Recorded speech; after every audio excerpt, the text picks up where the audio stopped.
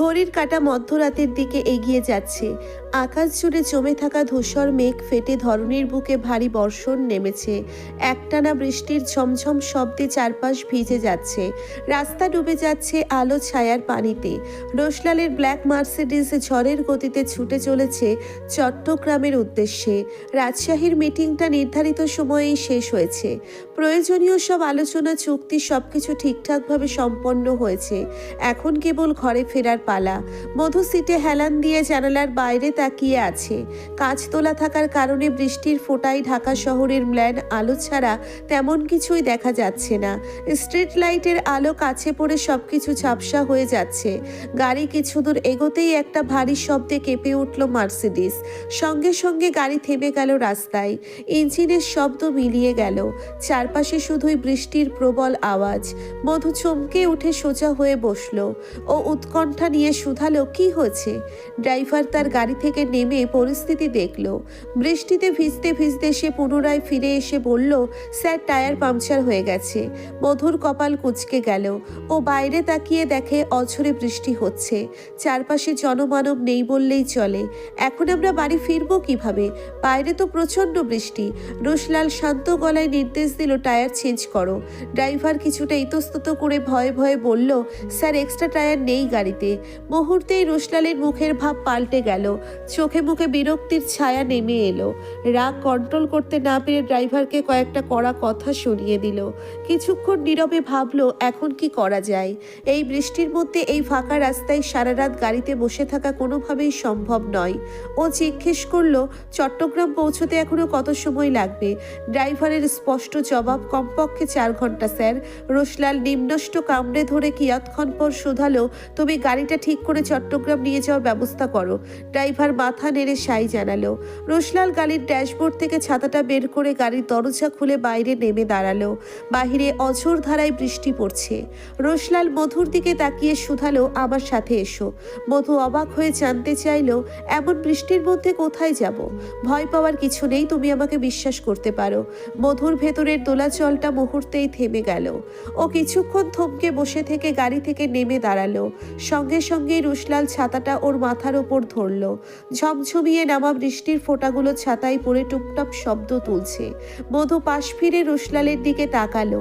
দুজনের মাঝখানে দূরত্ব খুব কম। রোশলালের কাঁধ এত কাছে যে মধু হাত বাড়ালেই ছুঁতে পারবে। রোশলাল চোখের ইশারায় ওকে নিজের সাথে আসতে বলল। দুজনে পাশাপাশি হেঁটে সামনে এগোতে লাগলো। চারপাশের রাস্তা ভিজে কর্দমাক্ত হয়ে আছে। কোথাও কোথাও পানি জমে ছোট ছোট গর্তের সৃষ্টি হয়েছে।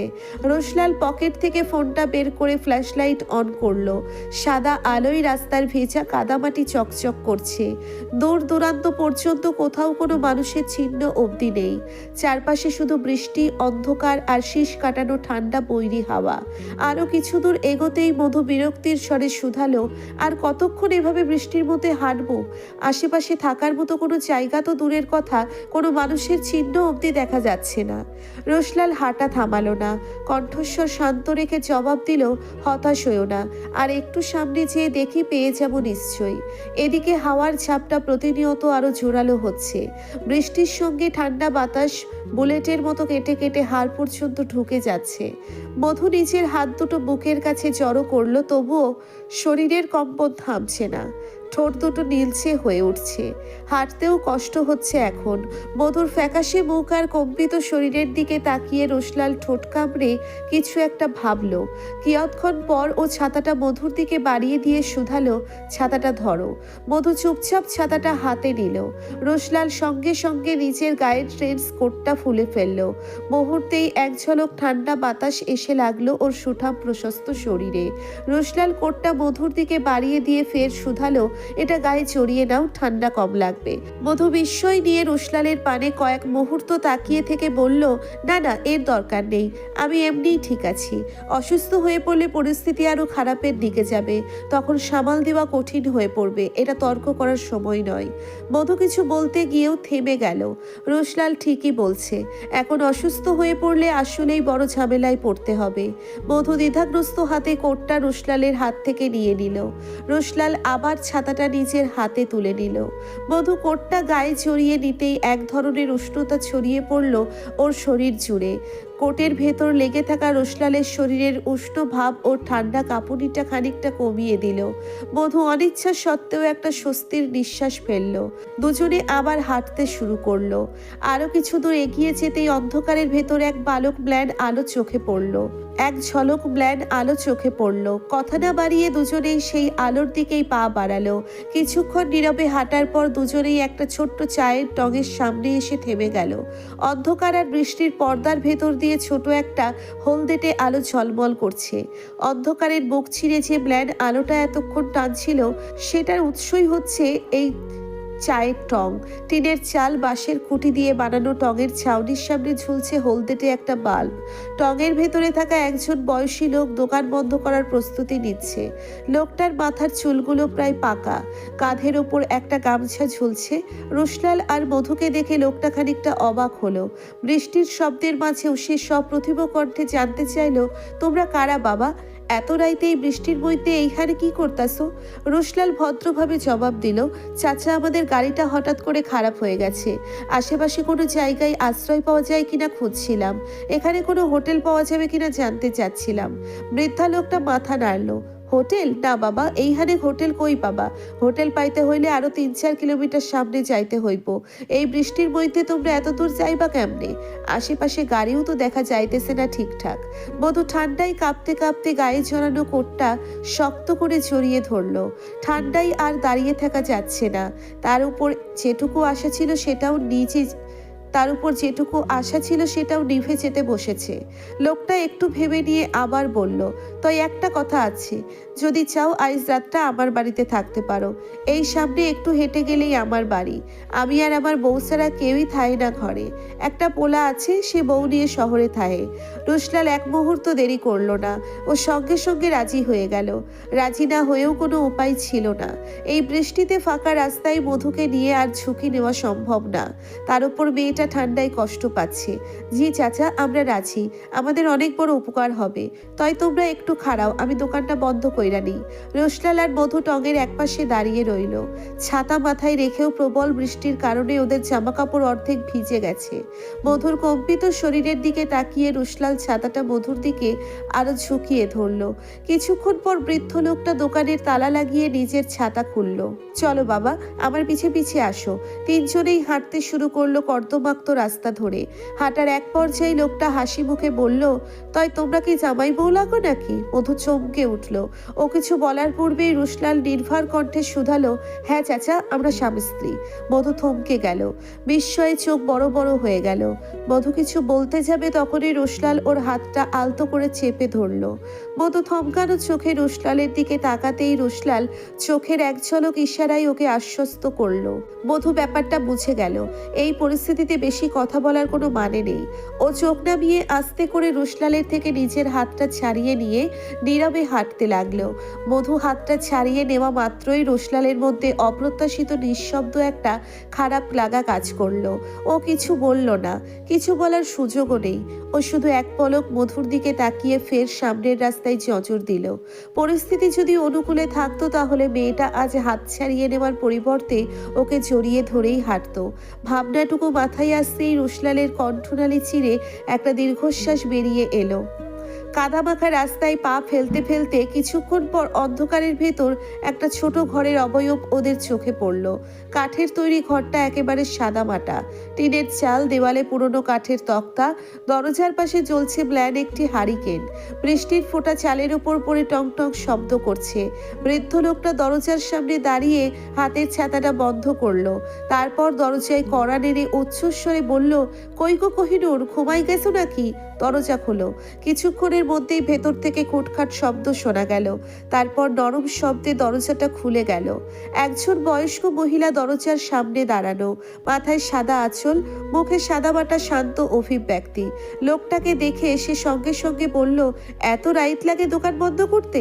বৃষ্টি তো থামনের নাম নাই।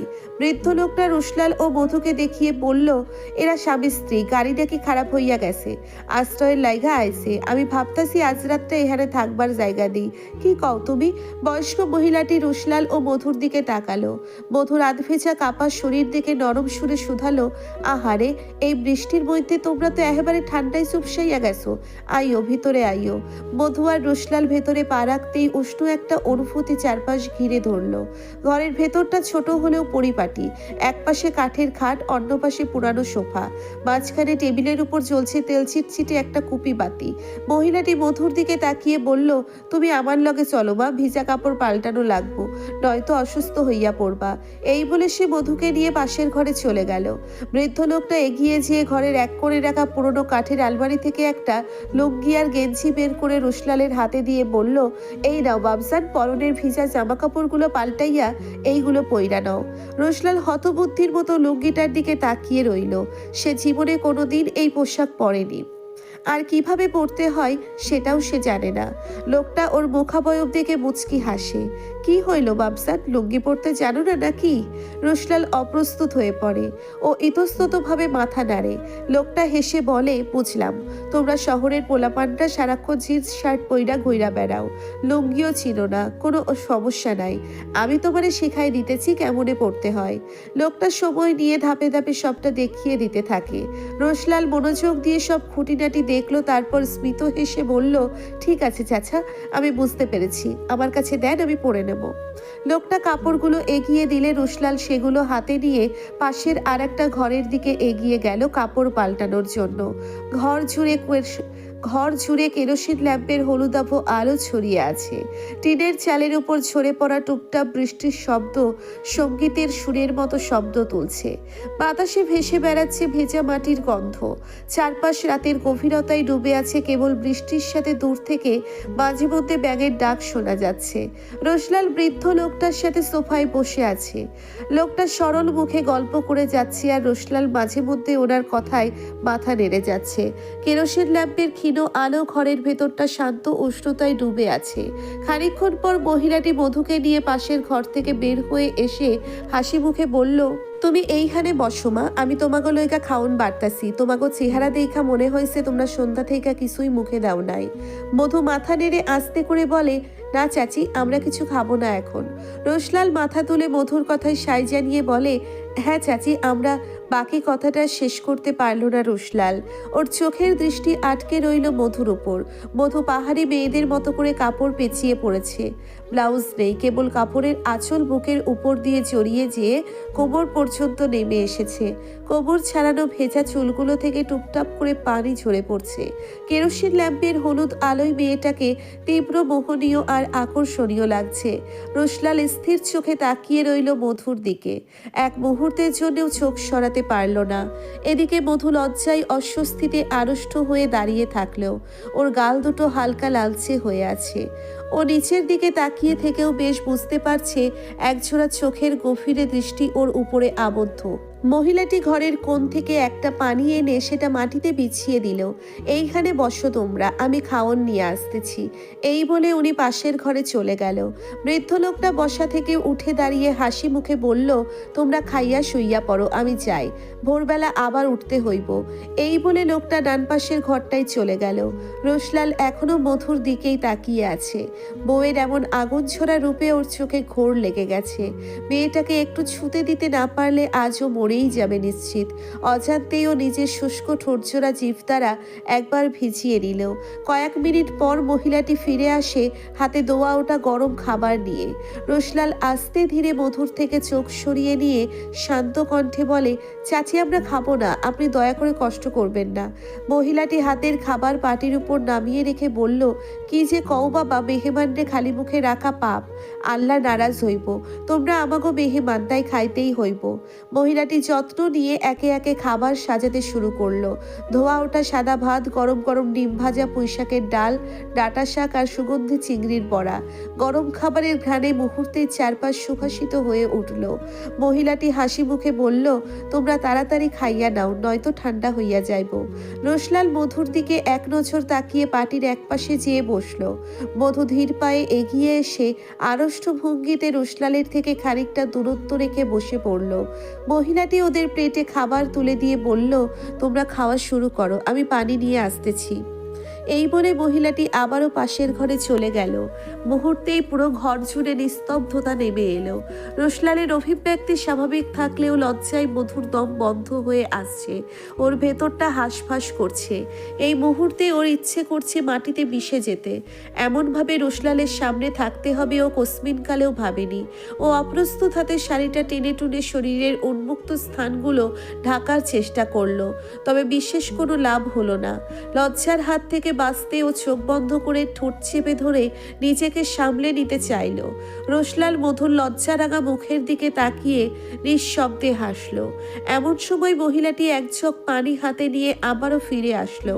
রোশলাল স্বাভাবিক ভঙ্গিতে খাবারে মন দিল। এদিকে মধু মাথা নিচু করে বসে রইল। লজ্জায় ওর হাত পা কাঁপছে, মুখে খাবার তুলতেই পারছে না। বাইরে এখনো একটানা বৃষ্টি ঝরে পড়ছে। বৃষ্টির ঝমঝম শব্দ রোশলালের ভেতরে জমে ওঠা উষ্ণতাকে একটু একটু করে আরো গাঢ় করে তুলছে।